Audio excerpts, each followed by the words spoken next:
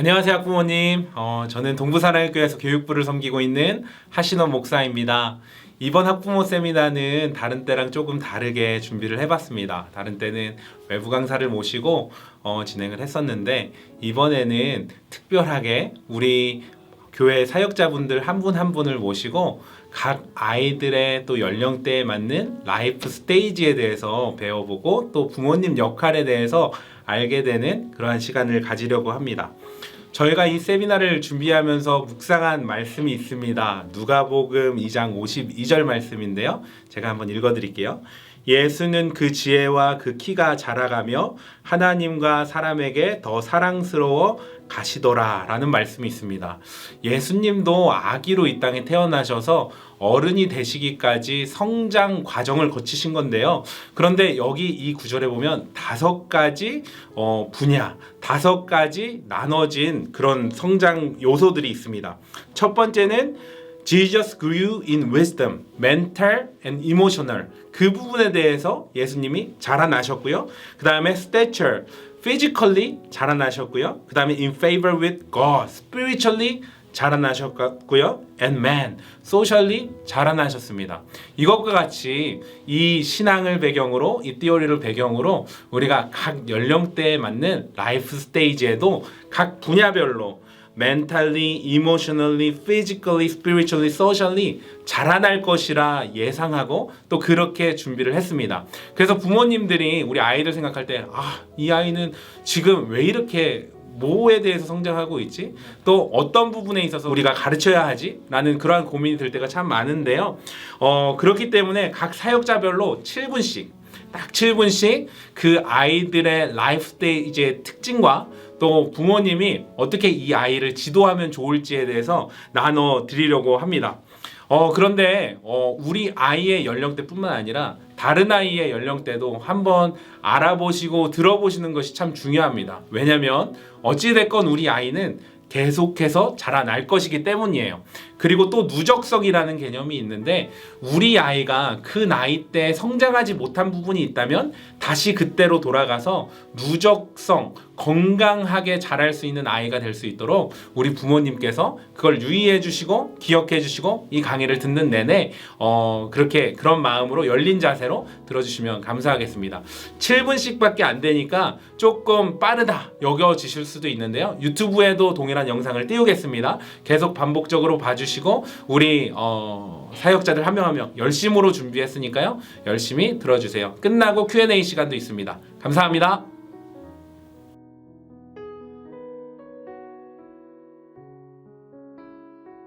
안녕하세요. 유아 유치부를 담당하고 있는 김수영 전도사입니다. 이 시기에 우리 아이들은 모든 발달의 기초가 되고 한 단계 한 단계 쌓아 올릴 수 있는 누적의 시작이 됩니다. 이 시간 발달의 5가지 단계인 육체, 인지, 정서, 사회, 영성에 관한 부분들을 살펴보도록 하겠습니다. 첫 번째로 신체의 발달은 대근육, 소근육의 발달뿐만 아니라 뇌의 발달의 시작이 현저하게 이루어지는 시기입니다.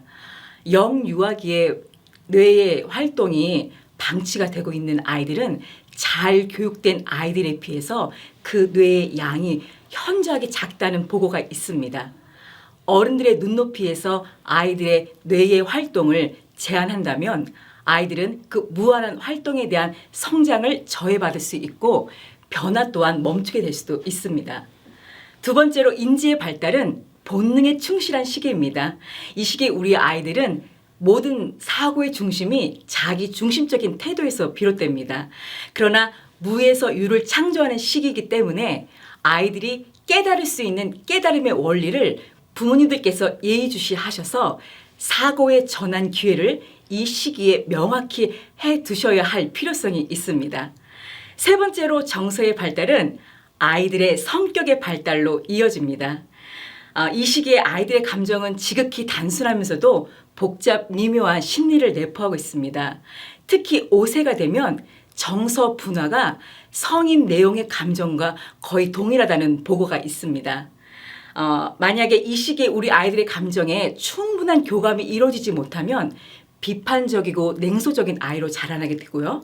무엇보다 다른 사람에 대한 신뢰성이 깨져버려서 그 누구도 믿지 못하는 아이로 자라나게 됩니다. 네 번째로 사회성의 발달은 단체에 속한 구성원으로서의 역할을 배우는 시기입니다. 가정이 바로 1차적인 사회이고 그 1차적인 사회에서 아이들은 학습을 하게 됩니다. 사회에서 공인된 생활의 양식으로 생활 태도, 언어, 습관 등이 다른 단체에 소속되어 한 구성원으로서 어떻게 조화를 이뤄 나갈 것인가에 대한 경험을 배우게 되는 것이죠. 단체의 규칙과 약속을 통해 사회의 개념을 이해할 수 있는 아주 중요한 시기입니다. 타인과의 의사소통으로 사회적 관계를 형성해 나가기 때문에 정서적 안정감과 사회적 발달은 사회성을 키우는데 가장 큰 덕목입니다. 마지막으로 영적 발달은 위에서 언급한 4가지 단계의 올바른 이해를 토대로 부모랑 아이가 함께하는 기독교 가정의 기초를 세울 수 있는 시기입니다. 육체적인 돌봄을 넘어 하나님의 창조물인 인간의 본질을 기억하면서 하나님의 자녀로 세움을 이루는데 가장 근원이 되는 가정에서의 영적 돌봄이 평생의 영적 성장으로 이어지는 아주 중요한 시기이고요. 바람직한 믿음의 시작과 성장이 바로 영유아기 때임을 꼭 기억하셨으면 좋겠습니다. 자, 그럼 영유아기 5가지 발달 단계를 통해 우리 부모님들께 전하고자 하는 핵심적인 내용은 우리 부모님들의 100% 전적인 지지와 협조입니다. 이 시기에 우리 아이들의 발달 단계인 기초성과 누적성의 열쇠는 바로 부모님들께 있습니다. 이 시기에 우리 아이들은 모든 것이 첫 경험이고 모든 것이 새롭습니다. 집을 지을 때 가장 먼저 땅이 필요하고 그 위에 벽돌로 하나하나 차곡차곡 누적되어 쌓아 올리듯이 우리 아이들의 발달 단계도 이와 마찬가지입니다. 이 시기에 우리 아이들이 기초된 부분을 잘 교육받지 못하면 다음 단계로 넘어갈 때 누적된 것이 쌓여 있지 않기 때문에 2배, 3배, 아니 그 이상의 힘든 과정들을 겪게 될 것입니다. 우리 아이들이 이 세상에 태어나 처음 만나는 사람은 바로 부모입니다. 우리 아이들은 부모를 통해 세상을 보게 됩니다. 그리고 한 아이의 인생의 삶의 자리는 부모님들의 영적 생활로 인해서 고스란히 전파됩니다.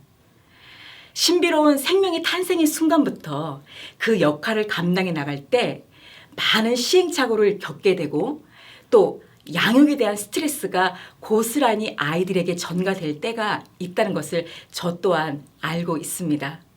그런 과정 속에 완전 의존적인 아이들은 부모의 그 모습을 통해 직간접적인 경험들을 하게 되고 이는 때때로 잘못된 훈육이나 일관되지 못한 상황 대처로 아이들의 자존감과 자신감을 현저히 떨어뜨릴 수 있는 계기가 됩니다. 무엇보다 아이들의 시선이 부모님을 향하고 있다는 것을 꼭 기억하시길 바랍니다. 아이들의 눈높이에서 아이의 행동과 마음을 이해하고 우리 아이들 존재 자체가 사랑받기에 충분하다는 것을 그 인식을 날마다 우리 아이들에게 시켜주어야 할 필요성이 반드시 있습니다. 자, 그렇다면 결론적으로 우리 어린 자녀들의 시작 앞에 어떤 기초를 마련하길 원하십니까? 그리고 그 기초 위에 무엇을 하나하나 차곡차곡 쌓아 올리기를 원하십니까? 저는 이렇게 한마디로 정의하고 싶습니다. 좋은 것입니다. 하나님이 이 세상을 창조하시고 보시기에 좋았더라고 말씀하신 것 같이 아이들의 미래가 하나님의 좋은 것으로 기초가 되고 하나님의 좋은 것으로 누적되어 쌓여서 그 아이들의 미래 속에 하나님 중심이 되어가길 원합니다. 이를 위해서는 가정에서 우리 부모님들이 아이들이 말씀을 보고 듣고 배울 수 있는 모든 환경을 적극적으로 열어주시고 아이들이 배움의 자리로 나아갈 때 우리 아이들의 삶의 중심이 하나님 말씀 안에 있다는 것을 가정에서, 여러분들의 가정에서 반드시 알려주시고 배움을 할 수 있도록 그 시작을 열어주시길 바랍니다. 감사합니다.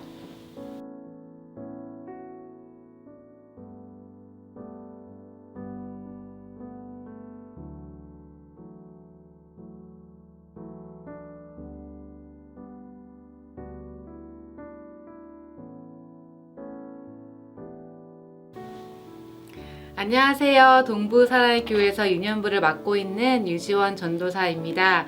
한 목사님께서 말씀해 주셨던 것처럼 5가지 영역을 잠깐 살펴보고 또 부모님들께서 저와 함께 우리 유년부 아이들의 영적으로 잘 자라날 수 있도록 어떤 부분에서 도움을 주실 수 있는지 제가 함께 나눠보도록 하겠습니다. 제가 맡고 있는 유년부는 1학년에서 3학년 6살에서 9살 아이들이 함께 하고 있습니다. 1학년 때부터 3학년 때까지 정말 많은 변화가 있습니다. 이빨도 빠지기 시작하고요. 키도 커지고 또 점핑이나 달리기 하는 부분에서 속도도 붙고 많은 변화가 있는데요. 감성적인 부분에서 좀 더 컨트롤이 생기며 두려움도 사라집니다. 기억하시겠지만 영유아 때나 또 유치원에 갈 때 아이들이 부모님과 떨어지는 것을 힘들어하는데요. 1학년이 되면 그런 두려움도 웬만큼 극복을 하게 됩니다. 가장 큰 변화는 가정이라는 곳을 떠나 학교라는 곳에서 오랜 시간 동안 사회생활을 하게 되면서 실수나 또 좋지 못한 점수를 받았을 때 또 걱정하는 또 그런 시기가 되기도 합니다. 부모님에게 따뜻함으로 케어를 잘 받은 아이들은 학교라는 울타리 안에서 아이들과 더 잘 어울리게 됩니다. 인지 능력이 발달하는 이때 정말 중요한 것은 아이들에게 정확하고 구체적인 방법을 제시해 주어야 하는 것입니다. 좀 더 구체적인 방법은 제가 영적인 부분을 나눌 때 말씀드리도록 하겠습니다. 아마도 제가 서두에 말씀드린 것은 어느 정도 부모님들께서 인지하고 계셨을 거라 생각합니다. 저도 지금 2학년과 4학년 남자아이들을 키우고 있는데요. 3년 동안 정말 많은 변화가 있었던 것 같습니다. 정말 눈 깜짝할 사이에 지나가는 이 3년 동안 어떻게 하면 우리 아이들을 정말 지혜롭게 잘 키울 수 있을까요? 주님이 원하시는 삶을 살고 못 살고는 중고등부 때 시작되지 않습니다. 우리는 영적인 존재이기 때문에 영유아기 때부터 벌써 아이들의 삶 가운데 그 삶을 지켜내고자 하는 의지와 능력이 생기기 때문입니다. 가정과 교회에서 듣고 보게 되는 세계관을 형성하는 데 절대적인 영향을 미칩니다.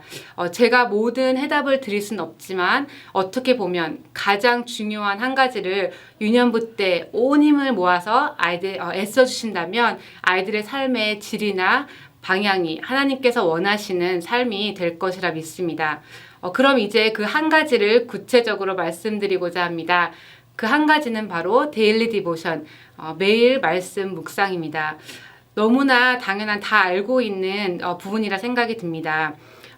하지만 이 부분을 정말 아이들이 할 수 있도록 내가 온 힘과 정성을 다해 쏟았다고 하실 수 있다면 정말 박수를 보내드립니다.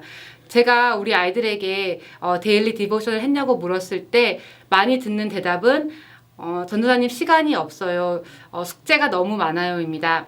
그래서 제가 하나님이 누구누구와 함께 시간 보내고 싶어 하는데 10분이라도 낼 수 없을까 하면 항상 아이들의 대답은 저 정말 시간이 없어요 입니다.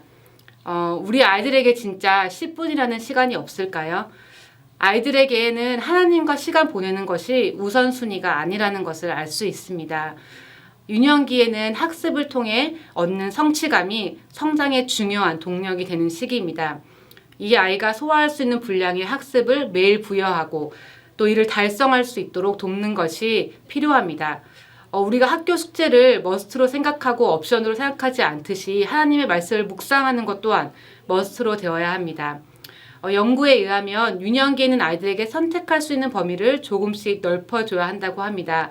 너무 광범위한 선택은 아직 좋지 않지만 2가지 옵션 안에서 선택하게 하고 그것을 성취할 수 있을 때 아이들의 근면성이 자라게 됩니다. 예를 들어 저녁 먹기 전에 숙제를 할까? 아니면 저녁을 먹고 나서 숙제를 할까? 아니면 숙제를 하기 전에 30분 동안 TV를 보길 원하니? 아니면 숙제 후에 TV를 30분 보기 원하니? 이런 식으로 아이들에게 선택권을 주는 것입니다. 할까 말까의 선택이 아니라 언제 할지 아이들에게 선택하게 해주십시오. 그래서 첫 번째로 부모님들께서 해주셔야 할 것은 이 말씀 묵상, 데일리 디보션을 시작하기 전에 아이들이 언제 할지를 선택할 수 있도록 해주시기 바랍니다. 전도사님이 하라고 했으니까 너 해야 돼가 아니라 아침에 일어나서 할까? 아니면 자기 전에 할까? 질문하셔서 아이가 스스로 결정할 수 있도록 해주십시오. 이제 언제 할지 결정했다면 두 번째는 결정한 것에 대해 성취하도록 도우셔야 합니다. 이 시기에 근면성을 키워주지 않으면 아이들은 열등감을 가지게 됩니다. 에릭슨은 이 시기에 근면성을 잘 키워주면 자신감과 자존감을 얻게 되어서 사회에서 성공할 수 있지만 근면성을 키워주지 못했을 때는 자신의 능력을 의심하고 자존감이 떨어져서 성공할 수 있는 능력이 떨어진다고 합니다. 그렇다고 해서 하는 거에만 목적을 두고 빨리 해치우치 하면 안 되겠죠. 성경 묵상, 또 예배, 삶의 나눔이 즐거워야 합니다. 그렇다고 해서 매번 무슨 액티비티를 해야 하는 것은 아닙니다. 도와주시는 부모님들의 태도가 즐겁고 귀하고 기대하면 유년 아이들은 그 영향을 받고 이 시간을 기다리게 될 것입니다. 저는 예로 저희 둘째 아들과 하면서 인스타 라이브로 진행해 보았습니다. 하다가 제 지인이나 선생님들이 들어와서 채팅에 웨이브를 해주시고 하니까 아이가 더 열심히 하고 재밌게 할 수 있었습니다. 이렇게 가정에 맞게 상황에 맞게 10분이라도 즐거운 말씀 묵상을 가지게 되면 그 말씀이 차곡차곡 쌓여져서 뿌리 깊은 영성을 가지게 될 것입니다. 시편 1편 말씀을 함께 읽겠습니다. 복 있는 사람은 악인들의 꾀를 따르지 아니하며 죄인들의 길에서 서지 아니하며 오만한 자들의 자리에 앉지 아니하고 오직 여호와의 율법을 즐거워하여 그의 율법을 주야로 묵상하는도다. 그는 시냇가에 심은 나무가 철을 따라 열매를 맺으며 그 잎사귀가 마르지 아니함 같으니 그가 하는 모든 일이 다 형통하리로다. 지금 우리 아이들이 바로 무릎 꿇고 울며 기도하지 않을 수 있습니다. 또 부모님의 말씀을 100% 듣지 않을 수도 있습니다. 하지만 주의 말씀을 주야로 묵상하고 즐거워할 때 우리 아이들의 삶에 열매가 열리고 복된 아이들이 될 것이라고 시편을 말씀해주고 있습니다.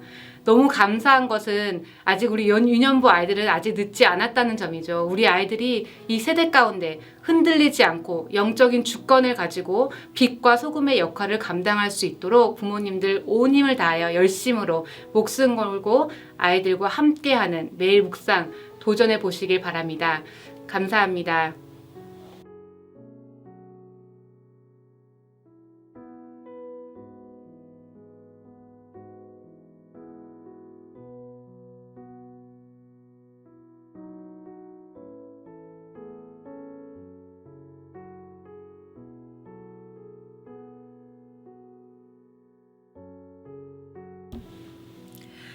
자, 이제 우리 아이가 초등부에 올라왔어요.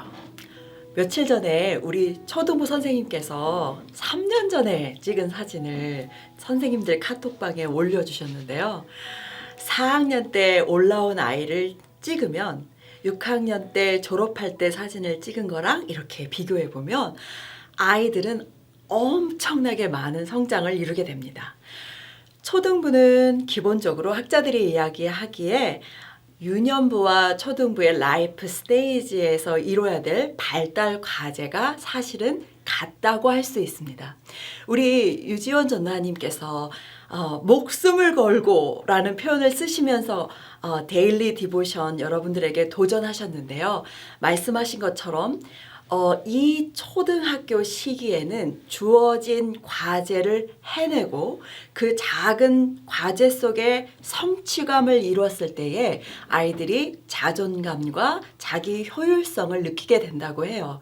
그래서 우리 유년부에서는 특별히 모든 것들 5가지 발달 단계를 다 아우를 수 있는 데일리 디보션을 도전해 주셨는데요. 저는 사실 여기에다가 초등부만의 살짝 다른 부분, 그 부분을 이야기하려고 하고요. 그리고 많은 부모님들께서 약간 두려워하시는 사춘기 시기 중고등부를 대비할 수 있는 부분, 그 부분을 이야기하고자 합니다. 자, 초등부 때 아이들의 인지 발달은 최고조에 이릅니다. 그래서 인생 전체를 통틀어서 가장 많은 양의 학습을 받아들일 수 있는 그런 나이가 되었습니다. 공부 잘하는 거 바라시죠? 이때가 중요합니다. 자, 아이들이 근면성을 바탕으로 주어진 과제들을 잘 해나가면서 학습량을 늘려가면 정말 상상할 수 없는 양의 학습량을 받아들이게 됩니다. 특별히 언어 영역은 최고치에 이르고요. 초등부 때가 유년부 때와 다른 점이 있다면 추상적인 사고가 가능해지기 때문입니다. 가능해지는 부분이 있습니다.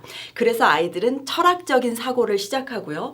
하나님에 관한 이야기, 영적인 이야기를 이해할 수 있는 수준 높은 영적인 황금기를 이루기도 합니다. 그래서 2학년, 3학년, 4학년 어쩌면 이때가 예수님을 구주로 영접할 수 있는 황금기라고 할 수 있습니다. 그래서 초등부가 되면 아이는 창세기부터 요한계시록까지 많은 양의 가장 자세한 디테일한 성경적인 지식들을 습득할 수 있습니다. 어쩌면 부모님들보다 더 많은 양의 성경 지식을 배울 수 있는 나이가 이때이기도 합니다. 자, 신체 발달, 인지 발달, 영적인 발달, spiritual 발달의 황금기라고 얘기했지만요. emotionally, socially 발달의 황금기라고 할 수는 없습니다. 아직까지 아이들은 실패하고 두려워하고 제대로 된 발달을 이루지 못하는 상황이기도 합니다. 그래서 초등부는 여전히 부모님들의 사랑과 관심이 여전히 많이 필요한 시기입니다. 꼭 기억해 주시기 바랍니다. 자, 사춘기를 대비해 볼까요? 사춘기를 대비하기 전에 잠깐 부모님들께 이런 이야기를 나누고 싶었어요. 부모님들이 아시는 부분일 수도 있겠지만 중요한 부분이라서요. 자, 많은 인지학자들이 두뇌 발달을 얘기할 때에 가지치기라는 부분을 이야기합니다. 스냅스 가지치기라고 하는데요. 이게 뭐냐면 아이들의 뇌가 무한 성장하다가 이것을 자르기를 시작한다는 의미입니다. 많은 학자들이 청소년기의 가지치기에 대해서 이야기하고 있는데요. 가지치기란 이런 거와 같습니다. 활발하게 활동하고 있는 뇌의 뉴런들은 큰 길을 만들고 활발하지 않은 활동들은 그동안에 가지고 있었던 것이라 하더라도 정리를 하는 거죠. 다시 말해서 재개발 공사라고 생각하시면 돼요. 아이가 예전에 이것도 하고 저것도 하고 저것도 했는데 이제 한 9학년, 10학년 되면 그것들을 다 정리하고 큰 길을 대로변을 내기 시작합니다. 그래서 선택과 집중, 이 얘기 많이 들으셨죠? 예, 그 시기에 그게 중요하게 되는데 선택과 집중을 하기 전, 바로 전 초등부에서는 아이들이 다양하고 좋은 경험을 많이 저장해 두어야 됩니다. 그래서 나중에 가지치기 할 때에 이거 필요 없네 하고 잘라내지 않도록. 자, 다시 말씀드리는데 활발하게 활동한 것들이 대로변을 낸다고 합니다. 그러면 내가 활발하게 게임만 했어요. 계속 총 쏘고 그러면 나중에 청소년기에 가서 그 게임을 향한 길만 남겨지고 내가 성경을 조금 읽고 뭐 노래 조금 부르고 홈레스 사람 도와줬던 선한 마음 조금 하고 그랬던 부분은 이제 청소년기에 가면 그것이 활발한 활동이 되지 않았을 때에 그냥 무작정 가지치기를 하게 된다는 것입니다.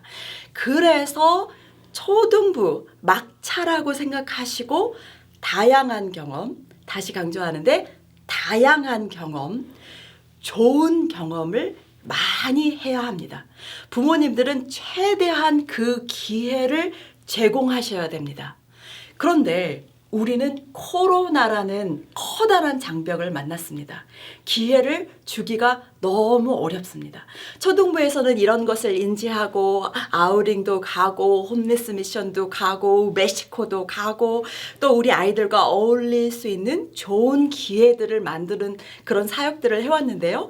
코로나가 생기면서 모든 것들이 막혀졌습니다. 부모님들이 하셔야 됩니다. 다양한 경험, 좋은 경험, 이것이 활발해질 수 있도록 그것을 위해 부모님들이 더 배우셔야 되고요. 많이 배우셔야 합니다. 저는 여기까지 이야기하려고 합니다. 앞으로 이제 중등부, 고등부에 가서도 배우실 것이 많은데요. 초등부 하면 기억해 주실 것이 다양한 경험, 좋은 경험을 많이 할 수 있는 기회를 주자. 이것을 꼭 기억해 주시면 감사하겠습니다.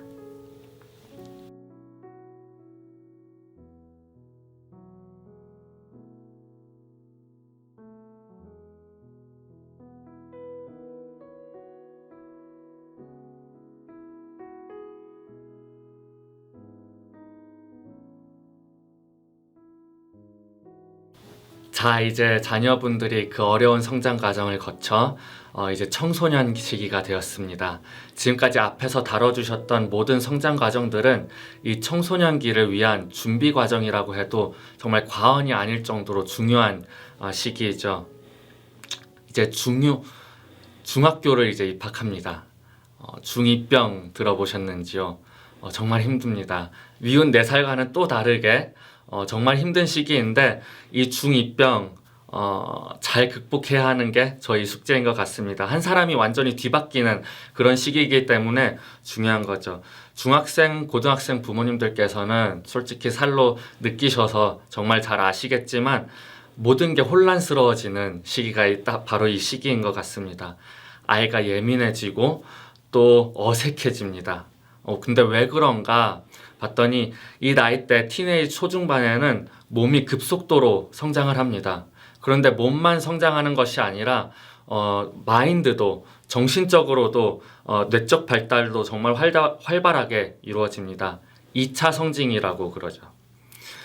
그렇게 급속도로 육체적으로 또 정신적으로 성장하다 보니까 본인들조차도 자기 자신에게 어색해지면서 또 주변 사람들에게도 조금씩 어색해진다고 합니다. 그래서 보통 이 시기 때 아이들이 조금 어색한 거예요. 본인들도 원래 하지 않았던 그런 행동과 말들이 튀어나오면서 내가 왜 이러지? 라는 질문을 던진다고 해요. 그래서 아이에서 이 어른으로 변하는 과정이 이 사춘기 시기에 일어납니다. 그러면서 자연스럽게 이 세상에서 자기의 역할에 대해 자기 자신이 누구인가를 생각하게 됩니다. 한 명의 자녀여야 하고 또 한 명의 친구여야 하고 또 이제 사회의 일원으로서 한 명의 시민이 되어야 한다는 생각을 이제 하기 시작합니다. 자기 자신이 누구인가를 찾기 위해서 사회에서 다양한 자기 역할들을 시도해 봅니다. 한 주는 교회에서 정말 홀리하게 있다가도 또 집에 가면 방 안에 있으면 또 돌변하고 또 학교에 가면 또 변하고 그럽니다. 여러 정체성을 시도해 본다고 해요. 실제로 에릭 에릭슨이라는 학자에 따르면 청소년들은 이렇게 다른 환경에서 여러 가지 역할과 정체성을 시도해 보면서 자기에게 맞는 정체성을 찾아간다고 합니다. 이렇게 자아 정체성이 성립이 된다고 합니다. 이때 중요한 것이 무엇이냐? 바로 소속감입니다. 사춘기 시기에 청소년들은 다들 아시겠지만 그나마 잔소리를 덜 듣는 부모님들을 피해서 친구들과 어울리기 시작합니다. 친구들 안에서 서로 인정받고 또 도전받기를 원합니다. 가족들을 멀리하는 반면 친구들과는 가까이 하려고 애를 씁니다. 그래서 마음이 건강한 또래 그룹 안에 둘러싸이면 건강한 마음을 보고 배우며 그렇게 자랄 수 있게 됩니다. 반면에 세상의 것을 쫓아가는 그룹에 항상 둘러싸여 있으면 세상의 흐름에 따라 사는 것을 배우게 되겠죠. 근데 세상은 어떻습니까? 서로 높은 데 올라가려고 발버둥 치고 나 예쁘다, 나 더 힘세다, 나 더 쿨하다 서로 이러면서 밟고 올라가는 것이 세상입니다. 청소년기부터 다 그러죠. 근데 그런 곳에만 있으면 이 친구는 계속 비교하게 되고 자존감은 조금씩 내려가게 됩니다. 청소년기에 이렇게 자존감이 조금 내려가면은 자아 정체성 성장이 원활히 이루어지지가 않습니다.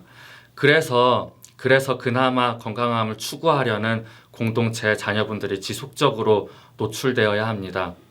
벌써 하나님 안에서 자아 정체성이 성립되어져 가는 또래 그룹에 있으면 그 안에서 서로 사랑하고 또 인정해주는 또래들이 있으면 확실히 마음의 안정감이 듭니다. 그래서 본인을 더 잘 표현하게 되겠죠. 그러면서 건강한 나를 찾아가게 되고 건강한 정체성이 성립이 되어진다고 합니다. 그래서 사춘기 시기에 청소년들을 다루는 한 사람으로서 저부터 노력하려고 하는 것이 계속 들어주고 또 사춘기 시기의 자녀들을 보면 얼마나 못마땅한 것들이 많습니까? 근데 그 못마땅한 것들을 바로 꾸짖고 또 혼내지 않고 사랑으로 감싸주려고 하면 학생 자녀분들이 마음문을 엽니다. 안전하다고 느끼기 때문이죠. 그렇게 마음문을 열면서 자신을 더 잘 표현하고 그렇게 표현하면서 본인이 누구인가를 더 알게 되는 거죠. 그래서 저희 유스 그룹과 부모님들이 같이 협력해서 노력해야 하는 것 한 가지가 사랑으로 자녀분들을 감싸주면서 잘 표현할 수 있는 그런 환경을 조성해 주는 것이 저희가 해야 되는 숙제일 것이라고 생각이 듭니다.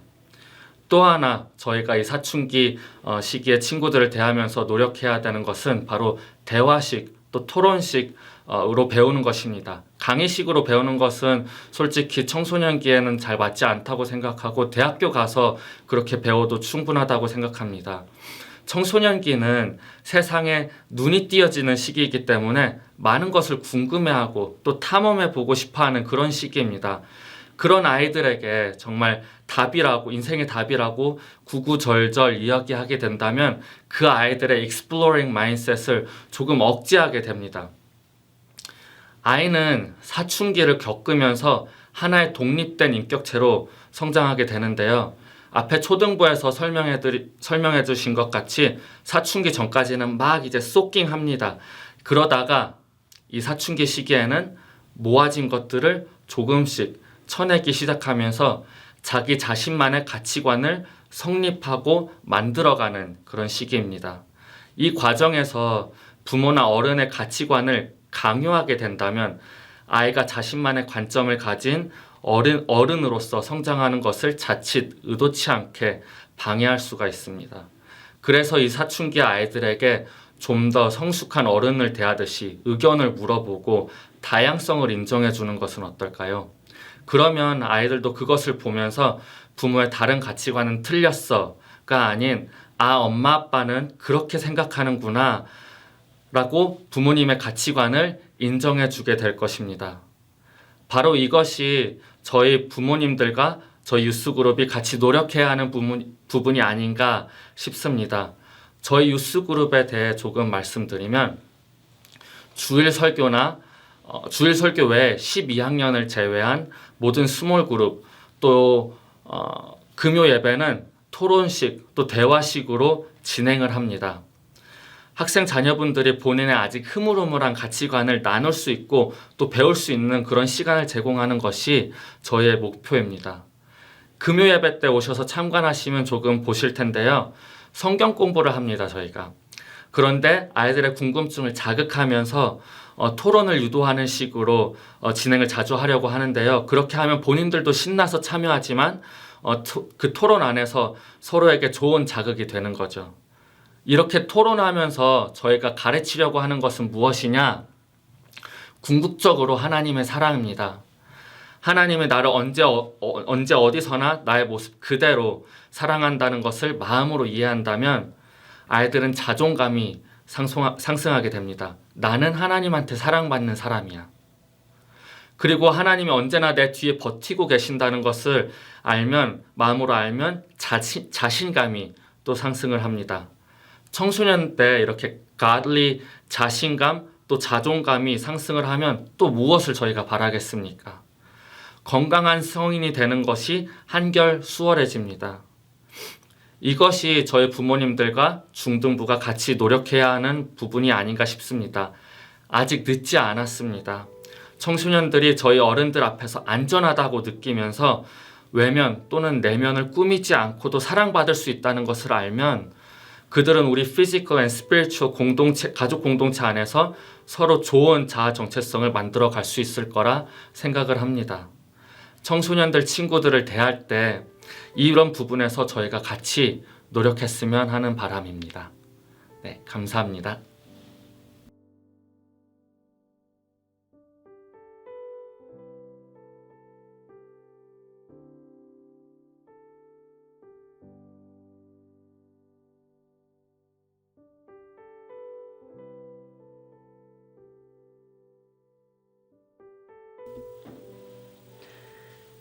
안녕하세요. 데이비드 전사입니다. 이 시간을 통해서 중고등부 성장 과정을 나누길 원합니다. 이 지금 중고등 세대를 Generation Z라고 해요. 이 세대를 디지털 네이티브라고도 하기도 한데요. 지들 디지털 안에서 출생했다고 할 정도로 이 환경이 디지털 안에서 살아가고 있죠. 그래서 이런 면에선 그전 세대와 많은 다른 성장을 해왔습니다. 그렇기 때문에 이 세대가 생각하는 것, 가지고 있는 마음이 부모님과는 많이 다릅니다.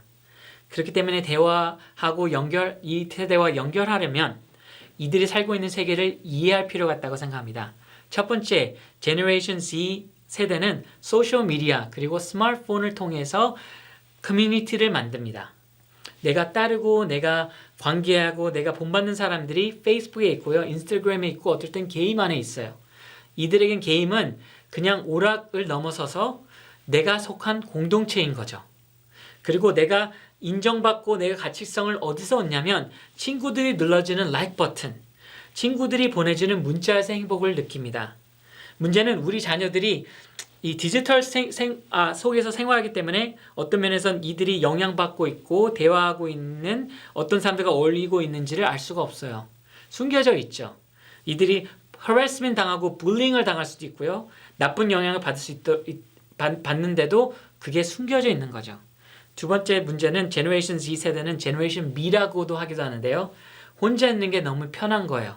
그래서 인격적으로 대화하고 대면하는 걸 잘 못해요. 문자는 잘하죠. 그래서 학생들에게 제일 필요한 건 관심 가져주는 부모님이에요. 요새 뭐가 재밌어? 요새 뭐가 인기 많아? 요새 무슨 게임에 하는 질문을 해주세요. 그리고 대화가 안 되면 문자로 시작해보세요. 그리고 또 한편으로는 이 학생들이 직접 만나서 대화하는 모임이 필요해요. 물론 코비드 바이러스 때문에 지금 많이 제한되어 있지만 팬데믹이 끝난다면 자녀들이 직접 접촉하고 마주치고 어쩔 때는 눈치 봐야 되고 어쩔 때는 불편한 대화가 이루어지는 만남의 공간을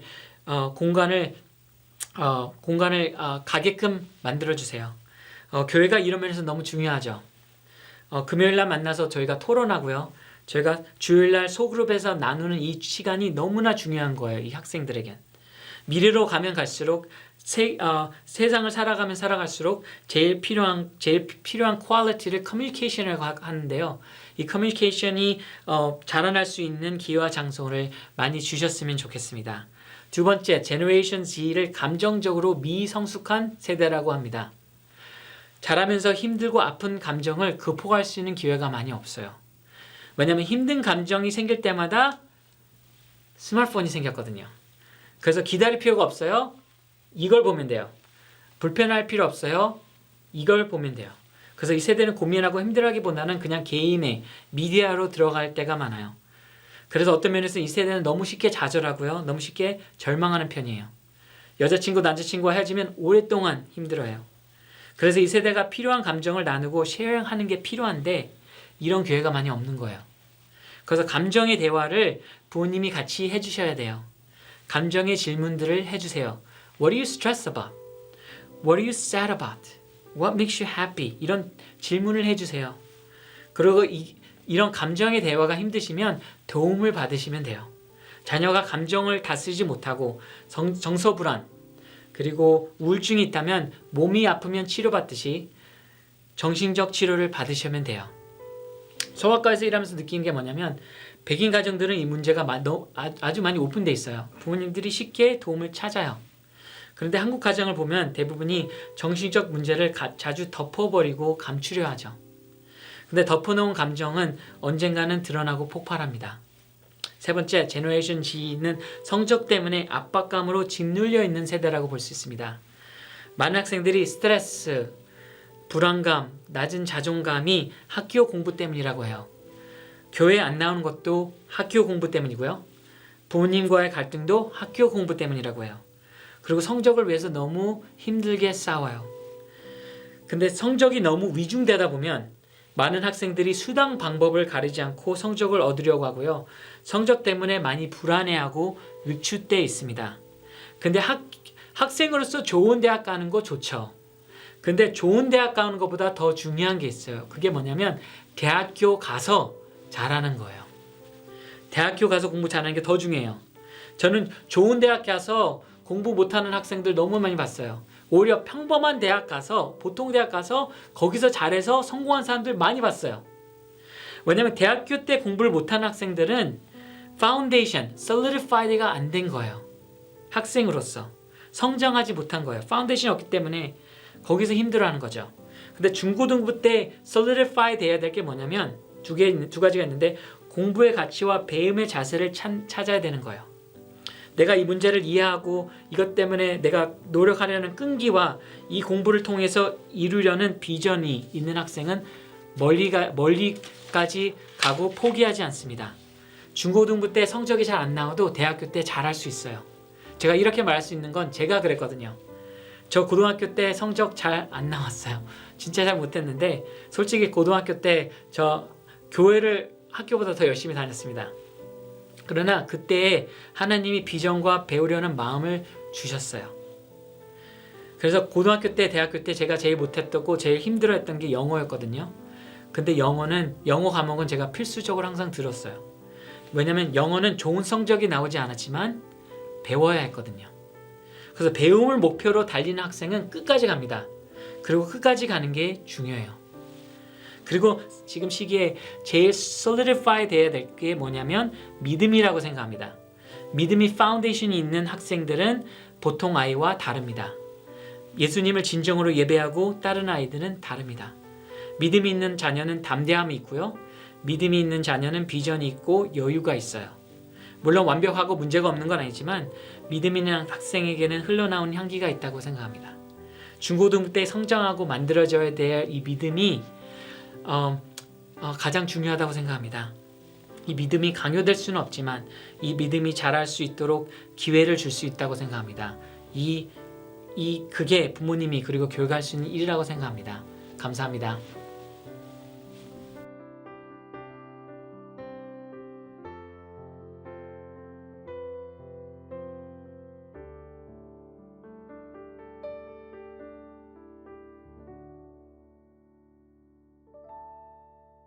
긴 강의 들으시느라 수고가 많으셨습니다. 우리 사역자들이 한마음 한뜻돼서 이렇게 강의를 준비한 것은 우리 아이가 예수님처럼 건강하게 온전하게 잘 자랄 수 있도록 돕기 위함입니다.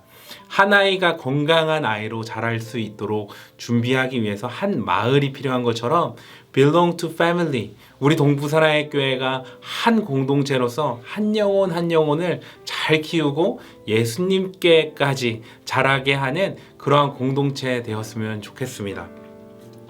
짧은 시간이었지만 각 부서별로 한 가지씩 키워드를 가지고 저희가 강의를 했는데요. 유치부 같은 경우에는 build, 그리고 유년부 같은 경우에는 stack, 초등부 같은 경우에는 observe, 중등부 같은 경우에는 identify, 고등부 같은 경우에는 solidify, 이겁니다. 이 핵심 단어만 기억하시면 우리 아이가 어떤 것이 필요한지 또 어떤 스테이지에 있는지 살펴보실 수 있고 또 마음을 다해 케어할 수 있습니다.